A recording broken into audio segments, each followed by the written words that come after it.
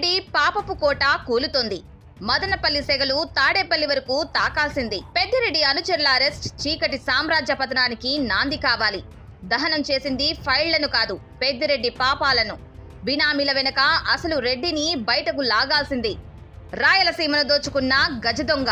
Madanapalle files దహనం కేసులో మాజీ మంత్రి పెద్దిరెడ్డి రామచంద్రారెడ్డి ముఠా భాగోతం బట్టబయలైంది. పెద్దిరెడ్డి పిఏ ముని తుకారం, పెద్దిరెడ్డి ప్రధాన అనుచరుడు మాధవరెడ్డిల అరెస్ట్ పెద్దిరెడ్డి సాగించిన చీకటి సామ్రాజ్య పతనానికి నాంది.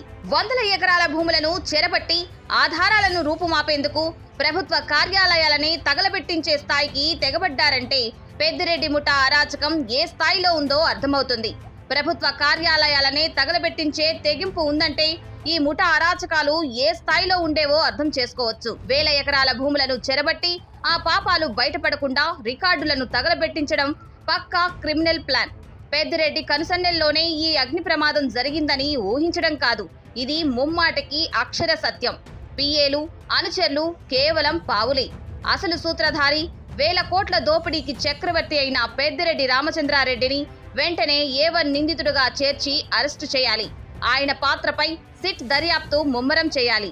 5 ఏళ్ల పాటు రాయలసీమను తన సొంత ఆస్తిగా భావించి ఇసుక నుంచి ఇనుము వరకు, మట్టి నుంచి మామిడి తొట్ల వరకు దేన్ని వదలకుండా దోచుకున్న పెద్దిరెడ్డి అరాచకాలకు ఈ ఫైల్స్ దహనమే నిదర్శనం.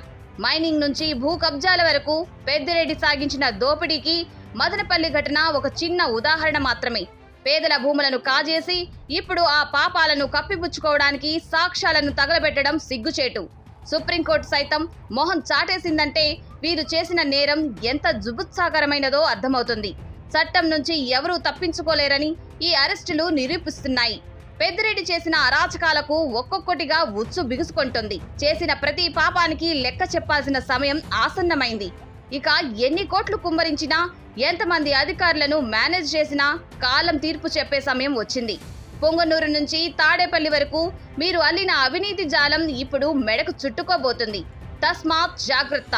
బాధితులకు న్యాయం జరిగే వరకు, పెద్దిరెడ్డి జైలు ఊచలు లెక్క పెట్టే వరకు బీసీవై పార్టీ ప్రజాక్షేత్రంలో పోరాడుతూనే ఉంటుంది.